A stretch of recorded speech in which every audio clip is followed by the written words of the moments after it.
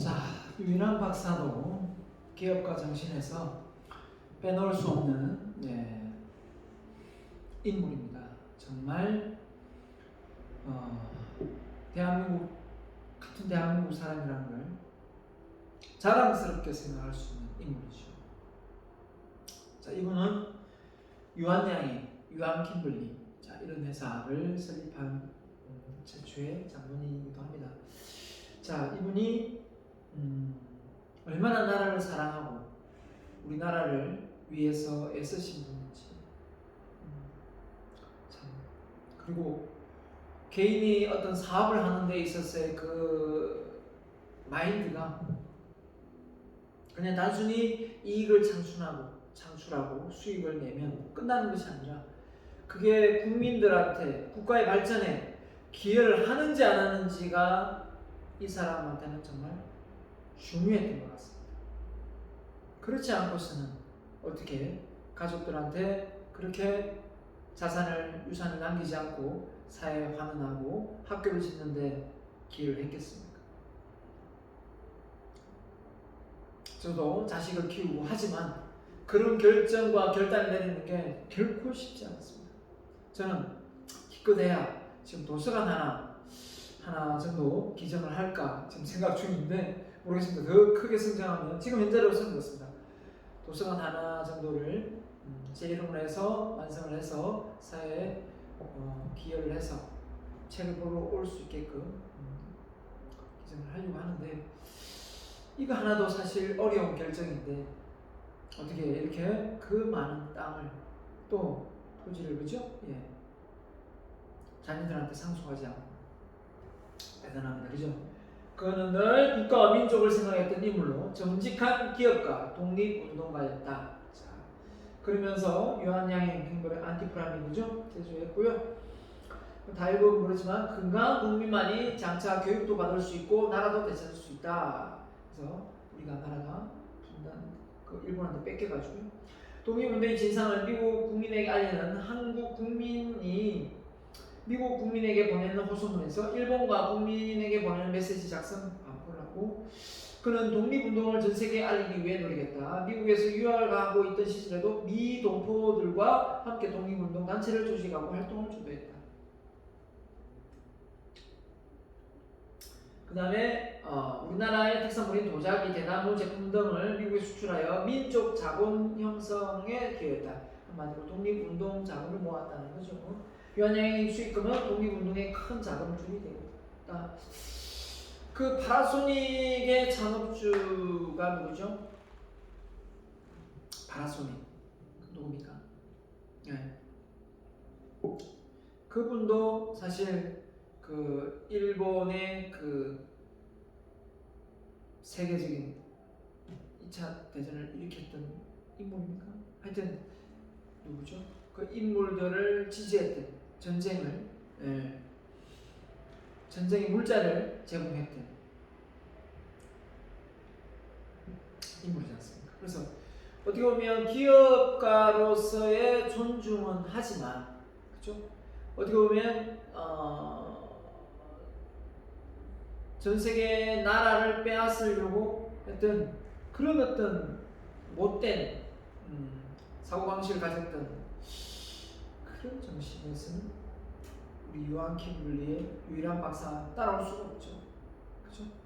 따라올 수가 없습니다.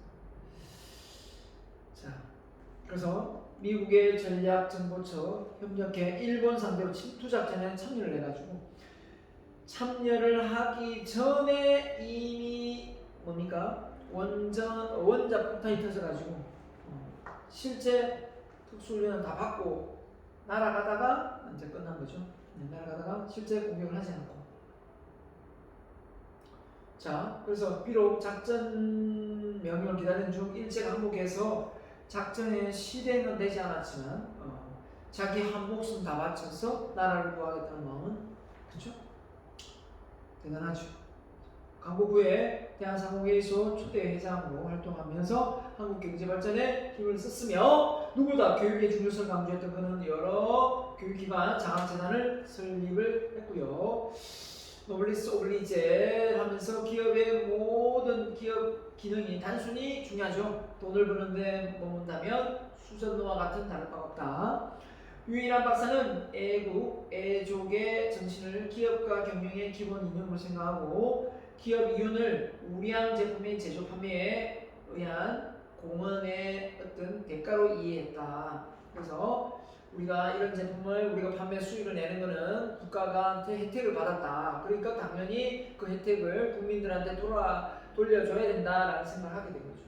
우량 제품은 국민에게 공헌하는 물품이라고 믿었다. 국민이 공부하는 이 안티프라민 지금도 바르고 있습니다. 지금도 타박상 이런데 정말 잘 나왔죠. 만병통치약이었죠. 근데 약이 별로 없어가지고 그냥 무조건 안티프라민 발랐어요. 그 다음에 계획약, 진통소염제 등 상비약을 보고하면 했고, 그 다음에 국민에게 해가 되는 건 어떻게 팝니까? 모르핀을 수입해서 팔자 이랬을 때 회사 당장 나가시오! 라고 말하면서 그 직원을 내쳤다는 얘기도 있고요. 마약 팔자는 건 간부로 혼쭐 내줘도 윤리경영에 출제했고, 그 다음에 20일간 세무조사를 했지만 한국에 이런 업체가 있나 싶을 정도로 먼지 한 톨 나오지 않았다. 왜냐하면 60년대 정치자금 조성에 협력하지 않는다는 이유로 박정희 대통령 때 부당하게 세무조사를 받았던 기업이지만 이론도 찾을 수가 없자 오히려 모금 납세 기업으로 해서 포상을 받았다. 이게 나오죠. 기업의 존립 상태 국가의 성실한 납세. 당연하지만 정치 기업이 철저하게 분리되어 있는 투명한 경영을 해야 된다. 정경유착이 아니라 정보 분립이죠. 그죠? 자, 분리되어 있어야 됩니다. 그래서 이렇게 상도 박정희 대통령 상 받는 거. 이야, 정자금을 내놓으라는 압박에도 굴하지 않았다. 모금 납세자 기업으로 훈장까지 받는 이런 기업입니다. 대단하지 않습니까? 대단해요. 대단해. 네. 그래서 69년에 경영에 선택하며 2세가 아닌 전문 경영인에게 회사를 맡긴다. 세습을 안 했다는 겁니다. 전문 경영인에 맡겼어요. 자기 아들한테 딸한테 안 물려줬다는 거예요. 대단하지 않습니까? 예. 자, 평생을 일군 회사. 일군 회사 수백억대의 재산 아들한테 물려줬을까요? 아니요. 대학을 졸업시켰으니 앞으로 자립해서 살아가라 하고, 그죠? 또 딸한테는 그가 남긴 유언장은 아들에게 아무것도 남기지 않았고 주식 14,941주는 교육발전에 쓰더라고 주장했고 현실적으로 7천억 원 7천만 원 아니고 7천억 원입니다. 전부 유한공고재단에 기부했다. 대단합니다. 딸에게는 5,000평의 땅을 물려줍니다. 단 그 땅은 동산으로 꾸미고 학생들에게 자유롭게 드나들게 하는 유언을 합니다. 한마디로 동산을 꾸미라는 건 자기 땅을 활용 못하게 해달라는 거죠. 명의만 빌려준 거네. 그가 남긴 돈이라고는 7살 소년딸의 교육을 위한 1만 달러뿐이다. 손녀딸이 있었는데, 그죠? 예, 이날 장례식이 있나요? 할아버지 고이 장드소서 해서 행렬이네. 자, 아들. 자, 딸이죠. 유재라 씨. 아들 유일선 씨. 손자죠. 할아버지니까 유일란이네. 할아버지께서 돌아가실 때 가족들에게 유산을 남기지 않았어요. 이렇게 하네. 유산 남기지 않았어요. 아무튼 대단합니다. 유일한 박사. 대단해요. 예, 대단합니다. 자, 그러면서 그 유일한 박사의 어록이 있습니다. 어록이 뭐죠? 기업은 생명은 신용이다. 자, 이거 시대가 변해도 이게 변합니까? 변하지 않습니다. 변하지 않아요. 기업의 생명은 신용이다. 이걸 그대로 이어받던 사람은 정주영 회장인 것 같아요. 기업에서 얻은 이익은 기업을 키워준 사회에 환원해야 된다. 네. 국가, 교육, 기업, 가정. 정확하게 제가 외우고 있네요. 국가, 교육, 기업, 가정. 그러니까 기업하고 가정은 교육을 내가 거꾸로 얘기했네. 국가, 교육, 기업, 가정. 제대로 이해한 것입니다. 국가, 교육, 기업, 가정. 이 모든 것은 순위를 정하기가 매우 어려운 명제들이다. 그러나 나로 말하자면 바로 국가, 교육, 기업, 가정의 순위가 된다. 기업은 물건으로 성장하는 것이 아니다. 아이디어, 이것이 기업의 성장을 가져오는 것이다. 기업의 아이디어, 창조성을 이때부터 강조했다는 겁니다. 나라 사랑을 위해서는 목숨을 바칠 것을 신성한 말로 써야하여야 한다. 전쟁이 일어나면 도망갈 생각하지 말라는 거. 실패, 그것으로 해서 나의 존재 가치를 깨닫는다면 실패, 그것은 이미 나의 재산인 것이다. 실패, 그것을 통해서 깨닫는다면 실패, 그것은 이미 나의 재산인 것이다. 정말 와닿는 말입니다. 와닿는 말. 자, 아무튼 기업가와 경영자. 그래서 기업가는 뭐고 경영자가 뭔지 좀 차이가 있다면 요시모리 켄이 주장한 자료네요. 자, 어떻게 보면 다 고말이고 그죠? 사장이 뭐 경영을 하고 기업과 기업이지 이렇게 이야기할 수 있는데 엄밀히 좀 구분을 한다면 이 기업가는 이 외부의 환경에 잘 적응하면서 기회를 잘 잡는, 한마디로 기회 포착 능력이 뛰어난 미래지향적인 관점을 보고 속 좁지 않게 넓게 보는, 전망할 수 있는 그런 정신이, 그런 성견지명이 있어야 되겠죠. 자, 그래서 보시면 적응 대상이 환경입니다. 조직입니다. 그러니까 경영이니까 관리 차원에서 그 기업 내는 경영자, 기업 외까지 보는 기업가, 이거죠. 그래서 기업 내에 있는 과장이나 부장이 보면 사장은 맨날 밖에 꽃 붙이고 다니고 있기 때문에 놀러 다니는 걸 보일 수 있어요. 그죠? 그게 영업 활동이고 비즈니스인데도 불구하고 뭐 외국에 출장 가고 하는 부분이, 물론 뭐 너무 놀고 이러면 안 되겠지만 그런 부분이 다 비즈니스에 속하죠. 사전 대응적, 사후 반응적 이렇게 있기 때문에 미리미리 빨리빨리 대처하는 거고, 이거는 일이 터지고 나서 관리하는 거고, 비연속성이다. 언제 어떤 상황이 전개될지 모르는 이 불확실성한 부분이 많겠고요. 불안정하죠. 불안정, 안정적이고 연속적이니까 봄, 여름, 가을, 겨울 중에 언제 추수하고 언제 씨를 뿌리고, 그죠? 이게 다 나와 있는 것은 다른 거죠. 그죠? 뭐 외국계 기업이 언제 이렇게 딱 이렇게 선점해서 올 수도 있는 부분이 있으니까요.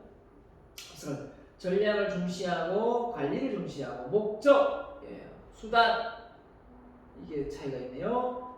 효과가 있다면 효율성을 강조해요. 그죠? 인풋 대비 아웃풋이네. 자, 성장과 혁신, 안정적 수익성, 그죠?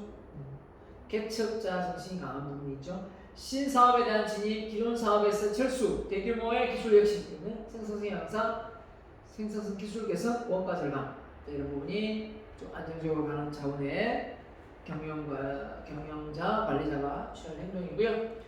위험 부담은 개인이지만 이건 조직적인 차원이기 때문에 좀 더 조심스럽게 되겠죠. 필요 분야, 성장 산업, 세대 산업, 성숙 산업, 안정 산업, 그렇죠? 어느 정도 성숙하고 안정적인 산업을 유통하는 부분이고, 이 세태기 때 빨리 거기서 벗어나고 성장일 때 더 많은 어떤, 그죠? 네. 수익 창출. 사업 환경은 불안정, 안정.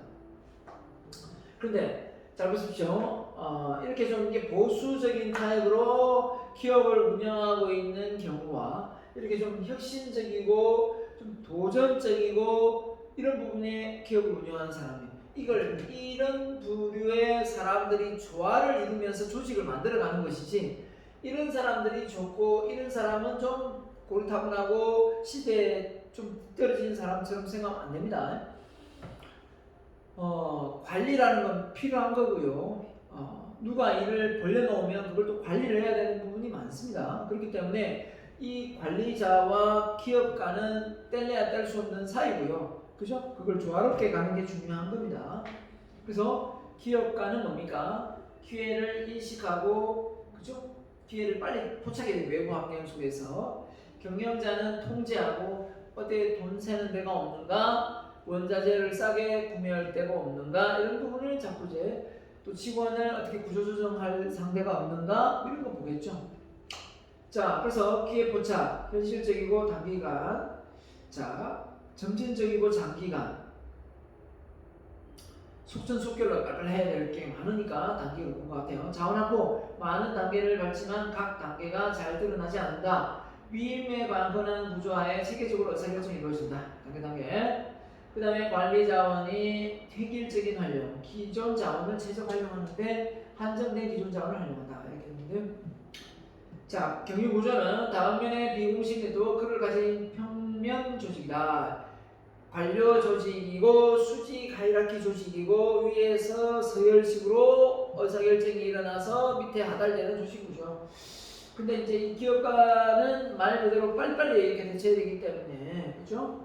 다양한 비공식 네트워크를 통해서 빨리빨리 이렇게 이루어져야 됩니다. 특징은 무에서 유를 창출한다.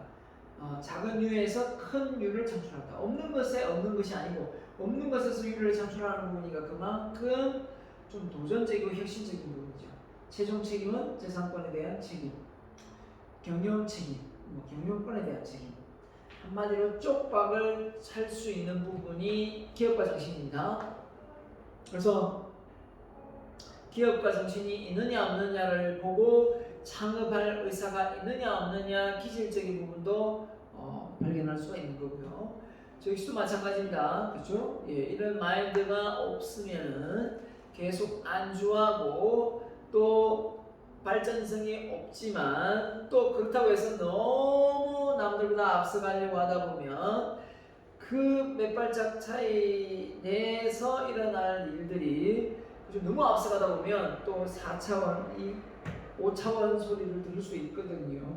그러니까 서로 밀당을 할 것입니다. 너무 보수적이도 안 돼, 너무 혁신적이도 안 돼, 왔다 갔다 하면서 회사는 기우뚱하면서 이렇게 온전하게 잘 나아가고 있지 않나라는 생각이 들거든요. 그래서 사례가 나옵니다. 김대리 하루에 어떤 비즈니스 개념인데요. 어디를 거치면 어디를 거치고 그저 그 거치는 공간이 전부 다 비즈니스가 일어나서 도움을 받는 곳이에요. 서비스 제품. 금요일날 저녁 행복전자에 다니는 김대리는 그날 컴퓨터 판매 실적에 만족하여 30분 중에 퇴근한다. 자, 회사 근처에 스마일 햄버거 가게에서 햄버거 콜라 가볍게 저녁 식사를 마치고 홍대 근처 C 라운지에서 열리는 재즈 공연을 보고 회사에 근무하고 퇴근한 후 어떻게 됩니까? 퇴근 후 저녁 식사를 하고 그죠? 여가를 즐기는 것이 김대리의 평범한 금요일을 모습이다. 와.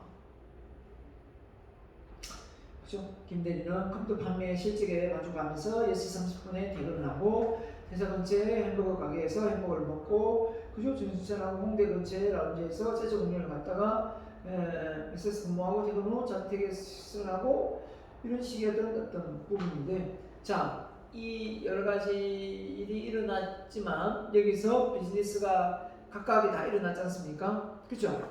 자기가 컴퓨터 판매를 한 것도 비즈니스고 또 햄버거 가게에서 사 먹은 것도 비즈니스고 콜라를 누가 만들었고 그죠? 만들기 때문에 또 이 C 라운지에 가서 재즈 공연을 본 것도 비즈니스 서비스고 그죠?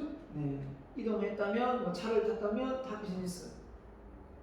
자, 그래서 영어 비지 바쁘다라는 뜻이죠. 사람이 생존 발전을 위해서 몹시 바쁘게 움직이는 것을 비지해서 비즈니스인데요. 비즈니스는 기업이 제품 서비스를 생산 판매하여 이윤 창출하는 모든 활동 다 비즈니스다. 그래서 비즈니스가 바빠가지고 내가 연락 못했지 이런 말을 많이 하죠. 우리가 외래어지만 많이 쓰고 있는 단어입니다. 그죠? 그래서 모르는 바가 없죠. 자동차, 모든 것들이 유형, 무형으로 우리가 다 활용해서 쓰고 있는 부분이 많습니다. 근데 뒤에 나오겠지만 이제 이 눈에 보이는 이 제품보다 그죠? 통장도 만들지도 않고 앱으로 통장이 개설되고 그죠? 야, 그러면서 서비스가 되다 보니까 이제는 직원도 필요가 없고 은행 직원이 3분의 1로 다 구조조정되고 이런 실정이고요. 그리고 온라인상으로 이렇게 하니 앱으로 이렇게 이체하니까 수수료가 더 안 물더라고요. 자, 그런 걸 놓고 볼 때 우리는 정말 빠르게 변해가고 그 대신 이 문자로 매달 돈 1,000원, 2,000원 이렇게 또 빠져나가면서 안내 문자 그걸 또 어떻게 보면 다 받아서 수익을 챙기죠. 공짜는 없는 거죠. 안내 문자를 통해서 기업이 수행하는 비즈니스 활동은 경제 발전을 가져오며 인간의 삶의 질을 향상한다. 와우. 그래서 기업이 수행하는 비즈니스의 중심에 고객이 있다. 그래서 고객이 버티고 있죠. 그래서 기업은 제품과 서비스를 가지고 고객과 교환하여 수익을 실현한다. 앞서 다 했습니다. 기업 고객은 기업의 비용을 지불하고 추구하는 가치를 얻음으로써 비용을 지불하고 뭘 받는다고요? 가치를 얻음으로써 제공받죠. 기업의 교환을 완성한다. 가치는 경제학적으로 효용이라고 한다. 가치가 있다고 하면 나한테 쓸모가 있다라는 거니까 효용이 되겠네요. 유틸리티. 자, 비즈니스란 기업 고객의 니즈를 충족시키기 위함이하고 고객의 잠재 욕구 또 있을 수 있죠. 그걸 발굴해서 또 비즈니스 모델을 만들어내야 되겠죠. 그래서 새로운 고객을 창출하는 것도 의미한다. 지금 당장 고객이 필요한 것을 제품과 서비스를 제공하는 것도 비즈니스고 나중에 잠재된 고객이 또 요구할 걸 생각해서 미리 그 욕구를 파악해서 새로운 고객을 창출하는 것도 비즈니스가 되겠죠. 그래서 그걸 잘 세분화시키고 또 쪼개다 보니까 사업이 자꾸 이렇게 폭이 넓어지고 세분화되고 디테일하게 되면서 이제 사업이 일어나는 건데 그런 눈을 가지고 있는 이 틈새 시장, 이 니치마켓을 볼 수 있는 블루오션 전략을 가진 그런 직원이 있는가 하면 이 시대가 바뀌고 변화되어도 거기에 따라가기에 급급한 직원이 있는가 하면 또 변화를 하자 하며 스트레스 받고 니나 해라 됐거든 하는 사람도 있죠. 자, 그래서 시장, 기업, 그리고 고객 이 뗄래야 뗄 수 없는 이 사이에서 제품과 서비스가 오고 갑니다. 그래서 이 비즈니스가 되는 거죠. 기업 대 기업, 기업 대 기업, 기업 대 가게, 기업 대 정부, 정부의 정부, 정부의 가게, 기업과 기업, 기업과 정부. 자, 이렇게 소비자의 소비자 이렇게 되어 있습니다. 이게 된 이유 중에 하나가 바로 플랫폼의 발달이고 통신기술의 발달이고 인터넷의 발달을 모토로 해서 만들어진 거겠죠. 그렇게 되다 보니까 이제는 이쪽한테는 싸게 하고 저쪽한테는 비싸게 하고 저쪽한테는 더 비싸게 하고 저쪽에는 더 싸게 하고 이게 안 되죠. 다 정보가 다 드러나기 때문에 소비자를 좀 이렇게 속인다 해야 됩니까? 소비자가 모르게 제품값을 단가를 확 이렇게 높여서 판매하기가 어려운 실정입니다. 왜냐하면 그 가격에 대한 정보가 이미 인터넷상에 다 노출이 되어 있는 상황이기 때문에 그런 걸 놓고 볼 때 우리가 무턱대고 그죠? 해서는 안 될 것 같습니다. 맞죠?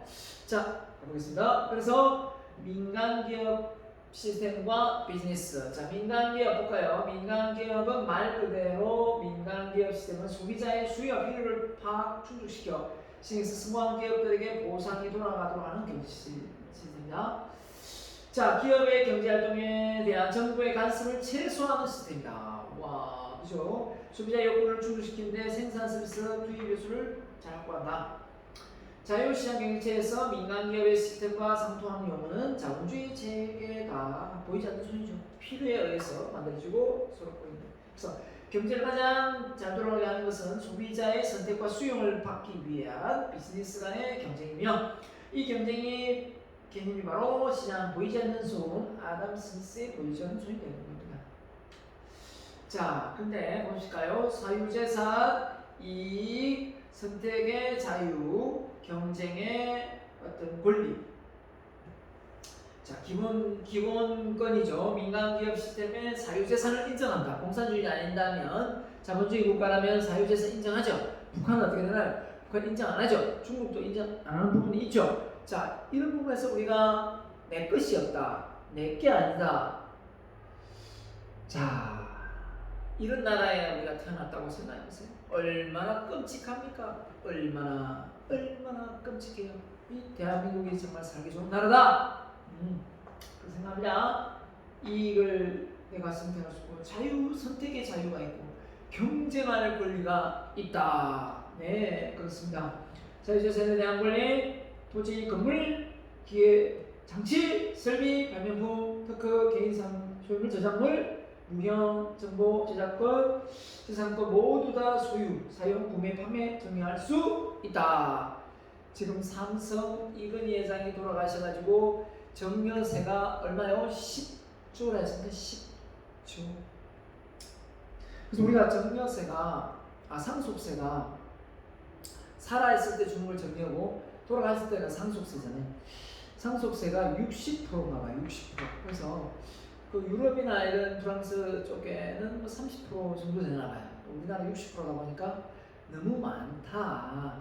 이참에 그 옛날로 정해져 있던 세법을 좀 바꾸자라고 지금 또 뭔가 좀 말이 좀 나오고 있던데, 그래서 그 세금을 상속세를 들리려고 어떤 또 편법을 쓰려 하겠죠. 그렇게 하느니 그냥 그죠? 좀 더 깎아서 밖에 하자 이렇게 하는데 10조를 받으면은 국가 예산이 얼마 되는지 모르겠지만 어마어마한 겁니다. 대기업이 되다 보니까 그 돈이 만약에 복지 자원으로 풀렸다 하면 끝나는데, 그죠? 자, 선택의 자유입니다.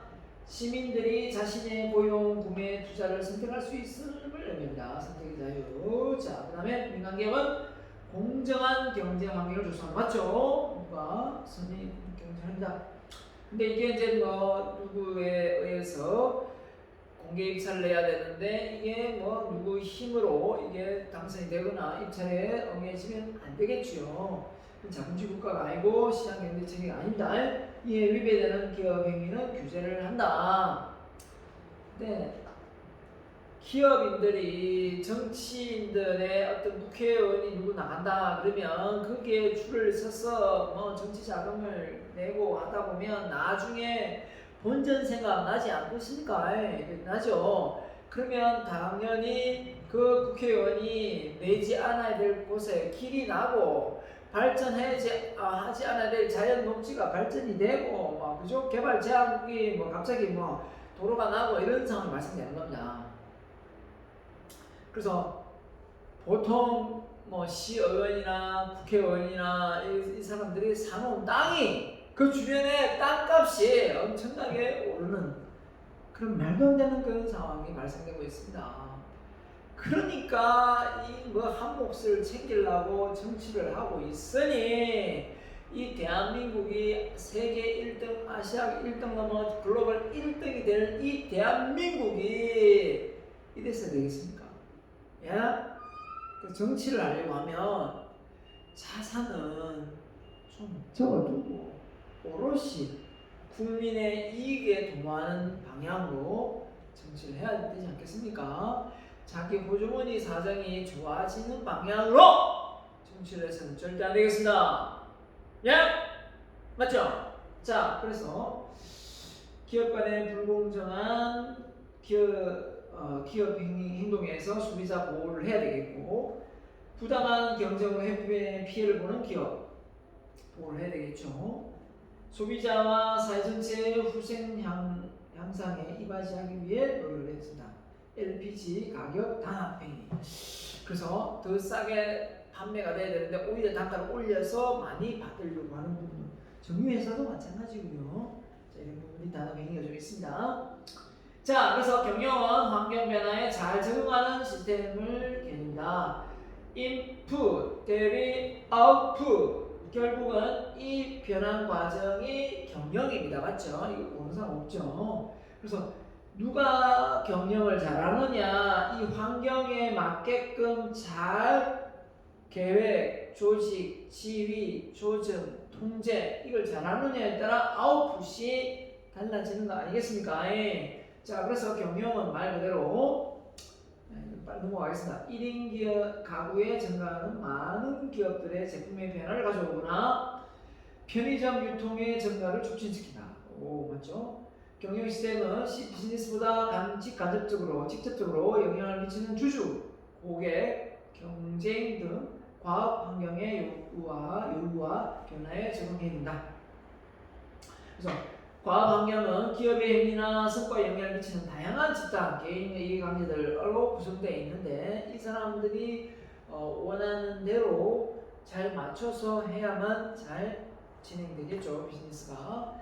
주주, 종업원, 공급자, 정부, 구매자, NGO, 일반 시민 등 이해관계자의 범위가 영향력이 확장되고 있습니다. 이런 부분이 기업의 비즈니스를 하는 데 있어서 사업을 하는 데 있어서 제약의 요소가 될 수도 있기 때문에 이왕이면 잘 어울리고 지낼 필요가 있겠지요. 그래서 경영 시스템을 관점으로 살펴본 경영의 특성이 뭐냐?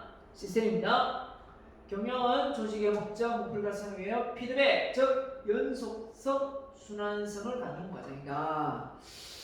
그래서 매번 반복되는 이 사이클 아닙니까? 그래서 경영은 여러 가지 형태의 투입 자원을 결합하는 과정이고 경영은 원하는 결과를 달성하기 위해 많은 활동을 수행하는 노력을 포함한다. 경영은 공동의 목표, 목적을 달성하기 위해 서로 다른 기능을 수행하는 구성된 조직이다. 조직 내에서 이루어지는 활동을 포함한다. 그래서 시스템이라는 건 뭐냐면 우리 시스템은 단순화, 표준화, 전문화, 3S를 많이 강조하거든요. 이 시스템이 잘 되어 있어야 된다라는 것은 처음에 원했던 그 목표와 목적대로 그 결과치가 일정하게 잘 가동되는 걸 의미하는 부분을 이야기하는 겁니다. 근데 그 할 때마다 다르고 생산할 때마다 제품의 질이 달라진다면 그거는 시스템이 잘 갖춰진 게 아니겠죠.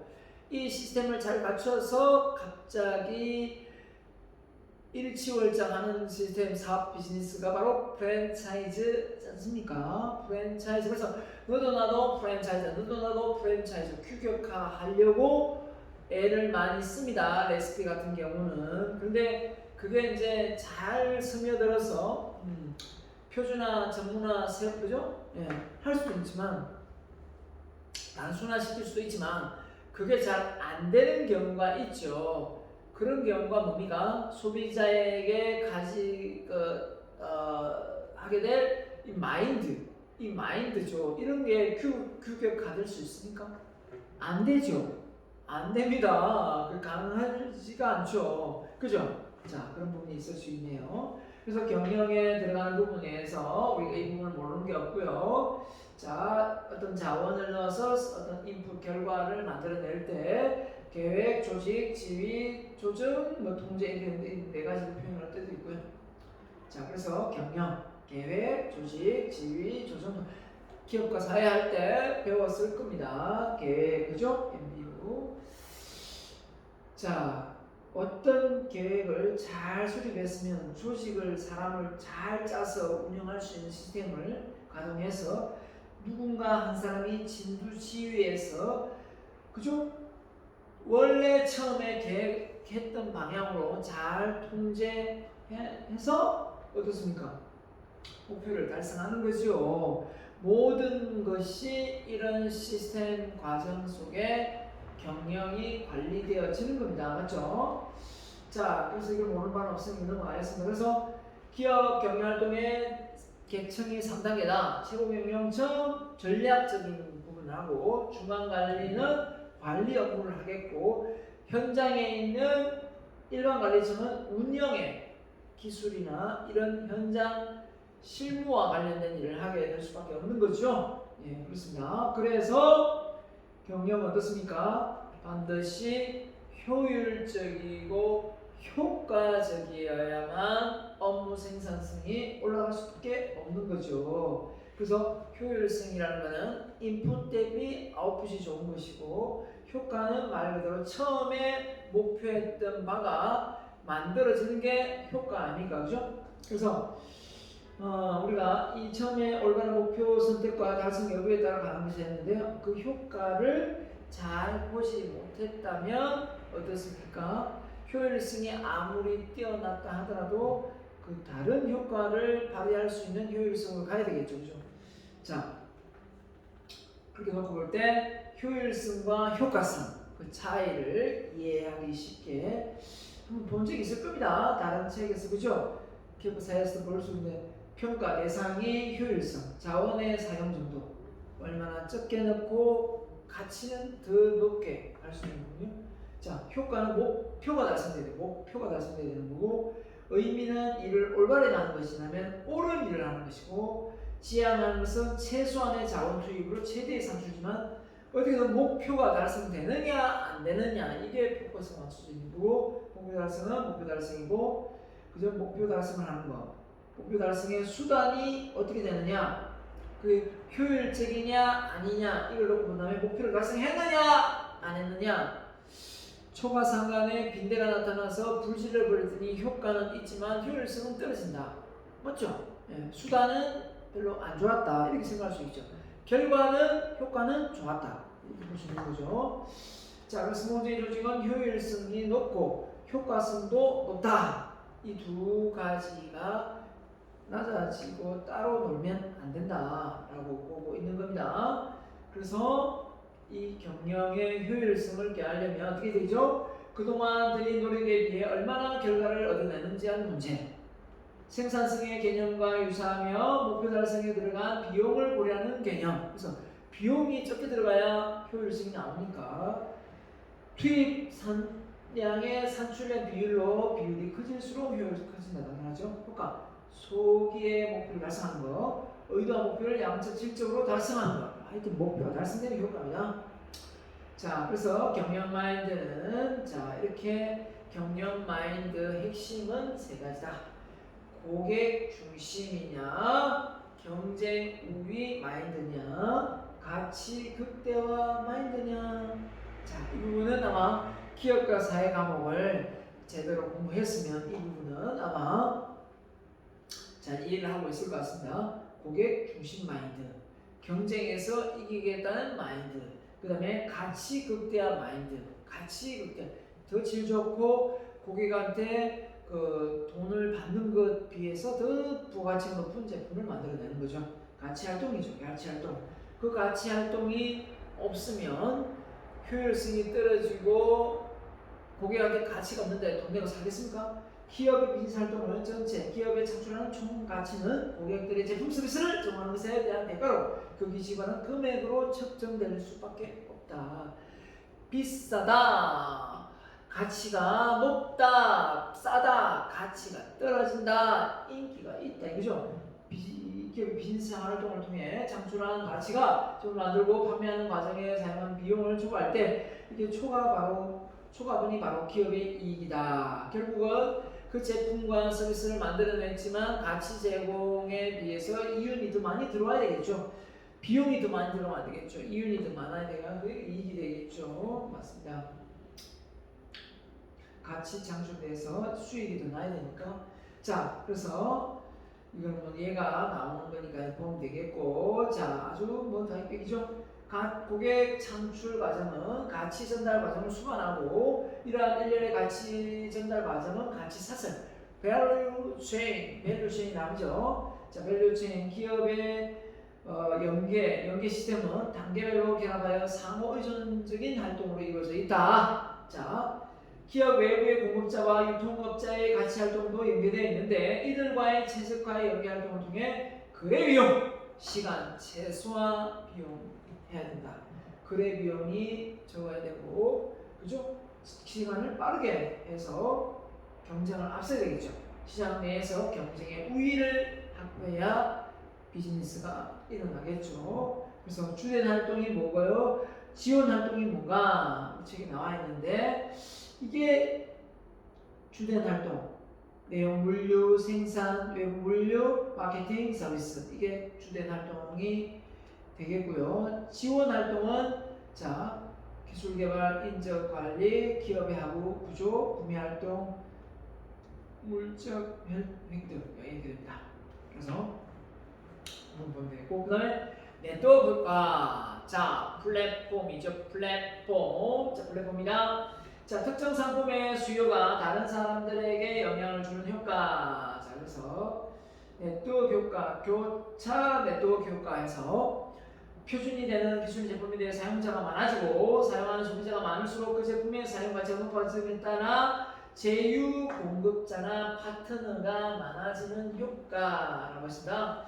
그래서 또 소비자가 많고 상품에서 사용 가치가 높아져서 제휴 마케팅 많죠. 제휴 마케팅. 그 제휴 마케팅이 뭐냐면 생산자가 만들어 놓은 것을 또 직접 사용할 소비자가 아니라 또 다시 그 중간 다리 역할을 하는 이 플랫폼 시장에서 제휴를 해서 또 판매를 돕는 거죠. 원래 공급자가 바로 소비자한테 판매를 할 수도 있겠지만 그 제휴를 통해서 일정의 수수료를 주고 소비자한테 넘긴다는 말이에요. 그죠? 그 자기가 수익을 조금 덜 먹고 소비자한테 판매가 되는 게 되겠죠. 왜냐면 중간에 또 먹어야 되니까. 맞죠? 그래서 플랫폼 시장이 나오게 된 겁니다. 개발자와 이용자, 판매자, 구매자, 복수의 이해관계자는 서로 만나게 되고 실제 거래를 중개하는 공간이다. 비즈니스 거래상의 이해관계가 다른 복수의 공동을 주체해서 거래를 하는 경우 해주는 동시에 적절한 비용, 수익을 제공하는 점에서 양면 시장이다. 유튜브가 그래요. 유튜브라는 공간이 우리가 일반적으로 들어가서 그냥 무료로 이렇게 보지만 광고를 보게 됨으로 해서 광고에 런칭된 회사가 유튜브에 돈을 내면 그게 또 소비자한테 이익이 돌아가는 구조가 되어 있지 않습니까? 거기다 유튜브 광고를 올리게 시게 되면 그러면 결국은 어떻습니까? 서로 윈윈하는 구조죠. 그 대신 그 사업을 주최했던 그죠? 구글이 훨씬 더 유튜브 회사가 돈을 더 많이 가져갈 수밖에 없는 구조가 되어 있겠죠. 그리고 소비자가 전혀 그냥 고객으로만 남을 수도 있음에도 불구하고 고객이 아닌 생산자 역할도 하게 되고 또 중간에 플랫폼 시장 역할을 해서 수수료를 챙길 수 있는 그런 역할도 하게 됩니다. 그래서 딱 정해지는 경우가 아니라 소비자가 됐다가 생산자가 됐다가 공급자가 됐다가 그죠? 공급자 생산자가 됐다가 소비자가 됐다가 왔다 갔다 하는 양면이 되죠. 플랫폼 연결을 통해서 두 이상의 고객이 중간 다리를 역할하고 교차 네트워크 효과가 존재한다. 높은 거래 비용 때문에 양측의 고객 집단 간의 직접 거래가 불가능한 플랫폼을 제공하는 경우는 고객 집단별로 차별화 이용률을 측정하여 수익을 확보한다. 그죠? 그래서 플랫폼에 관련된 내용으로 이렇게 설명을 해놨습니다. 참고로 보시면 될 것 같고요. 자, 플랫폼 기업의 전략적 목표는 뭐냐? 네트워크 효과를 발생시키는 핵심 상호작용이죠. 자, 네트워크 효과에서 지속 가능한 비즈니스 가치 형태. 밤에 잠에도 불구하고 사람이 없어도 알아서 물건이 팔리고, 그죠? 소비자, 생산자, 경쟁자가 보안 사업자가 될 수 있다는 경계가 변경될 수 있다. 그래서 상호 보완자 파트너가 그죠? 이 경계가 허물어집니다. 어디까지가 소비자고 어디까지가 생산자인지 이게 구분이 안 되는 그런 상황 발생되고요. 소비자가 되기도 하고 생산자이기도 해요. 플랫폼 제공자 간의 경쟁, 또 지불 그룹자 간의 경쟁은 마치 3D 바둑이나 체스같이 복잡하게 단층 구조로 되어 있다라는 겁니다. 그래서 가치사슬 중심 전통 관점의 기업하고 플랫폼 관점의 기업에서 봤을 때 단편주기면 정보 통합이 되고 독립적인 상품이지만 업데이트가 가능한 상품이 수시로 업데이트 가능하고 상품의 강점, 저작권 브랜드가 통제가 된다면 개인 맞춤형 네트워크 효과가 있습니다. 맞죠? 핵심 역량 기준 장면으로 자, 참고하면 될 것 같아요. 자, 그래서 제품 중심의 가치사슬과 플랫폼 기업의 경영 시스템 잘 보면 될 것 같습니다. 진입장벽, 사업 철수 경로 이런 부분이 있다면 허가가 필요 없는 진입, 개방형 시스템 주로 통제 포인트 이렇게 되는데요. 그만큼 쉽게 사업 비즈니스를 이렇게 세울 수가 있고요. 자, 끝으로 마지막으로 자, 원래는 파레토의 법칙 해가지고 적은 노력으로 많은 수익을 내는 그런 어떤 구조도 있지만 그 반대의 롱테일 법칙이죠. 롱테일 법칙 한마디로 핵심 고객이 더 많은 소비를 해서 부가가치를 만들어내고 기업의 가치를 창출하는 것도 있지만 아주 보잘것없고 몇 안 되는 소비자 단체가 합심을 해서 기업의 매출을 올려주는 경우도 있거든요. 그래서 롱테일이니까 이 용의 꼴이 되지 않습니까? 긴 꼬리니까 공룡의 꼬리네요. 그죠? 지금 현재 롱테일 대중적이거나 비싼 주류 상품이나 VIP 고객 대신 그죠? 이게 이제 발표 법칙이죠.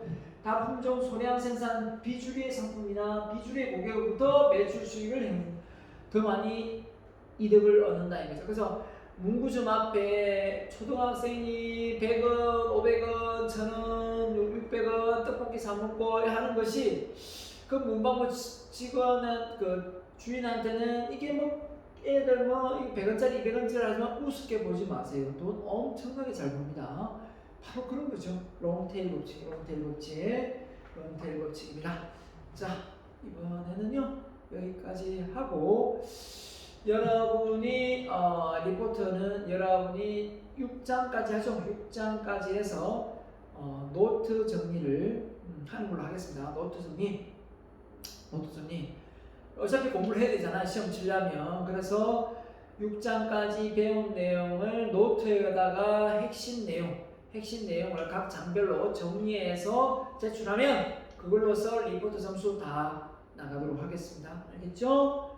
자, 따로 다른 리포트 내지 않겠습니다. 나중에 리포트 노트를 내가 갈 테니까 일단 6장까지 해보도록 하겠습니다. 하고 또 다시 또 기회가 된다면 그 다음 장 배우는 거 합니까? 일단 7장 오늘 나갔으니까요. 자, 6장까지 1차 리포트로 해서 그죠? 나중에 봤죠, 그죠? 예, 미리 해서 받는 것보다는 또 계속 이렇게 해 나가야 되니까 6장까지 하고 6장까지 어차피 진짜 나온 만큼 정리를 하죠. 그래 여러분 공부를 하니까 6장까지 안 해. 그냥 배우는 데까지 합시다. 그래서 어차피 중간을 안 쳤으니까 그 부분을 제가 노트 정리해서 빼는 부분을 어떻게 보면 좀 점수 처리할게요. 잘한 사람 좀 더 많이 주고 노트 정리를 안 한 사람은 좀 점수를 갖고 해서 시험 점수에 포함을 좀 시키겠습니다. 그렇기 때문에 노트 정리를 그냥 1장부터 배울 때까지 해서 마지막에 제출하는 걸로 리포트 겸 중간고사 안친 내신 그걸로 평가를 일부 점수를 주겠습니다. 그리고 시험도 쳐야 되기 때문에 시험 점수 중요하지만 이 부분도 어느 정도 반영을 하겠습니다. 알겠죠? 자, 그래서 노트 정리하는 것을 배운 데까지 1장부터 배운 데까지 정리해서 제출하는 걸로 리포트 점수, 중간고사 점수 일부분을 주는 걸로 그렇게 하도록 하겠습니다. 그게 아마 도움이 될 것 같아요. 그리고 여러분이 어차피 공부를 할 거니까요. 정리해서 노트 정리하는 거.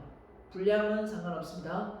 여러분 정성껏, 그죠? 예쁘게 잘 정리해서 노트를 제출하는 것만 봐도 저는 알 수 있습니다. 공부를 제대로 한 건지, 그냥 중국어 위주로 그냥 쓴 건지, 날 잡아서 한 날 쓴 건지 다 알 수 있습니다. 기획과 사회 과목 하면서 해본 사람도 많잖아요. 그죠? 자, 아무튼 노트 정리 처음부터 1장부터 배우는 그 장 끝날 때까지 그죠? 정리해서 제출하는 걸로 여러분의 리포트 점수, 중간고사 점수의 일부 전체 나는 아닙니다. 기말고사에도 많은 비중 차지합니다. 시험 점수에 비중이 많습니다. 아무튼 그래서 점수를 나쁘지 않게 줄 생각입니다. 자, 그러면 여기까지 하고요. 다음 시간에 뵙도록 하겠습니다. 대단히 수고 많으셨습니다. 그래서 리포트 안내는 하지만 리포트를 온라인에 올리는 게 아니기 때문에 그죠? 나중에 노트로 제가 제출 받을 테니까 그렇게 하십시다. 수고 많았습니다. 마치겠습니다.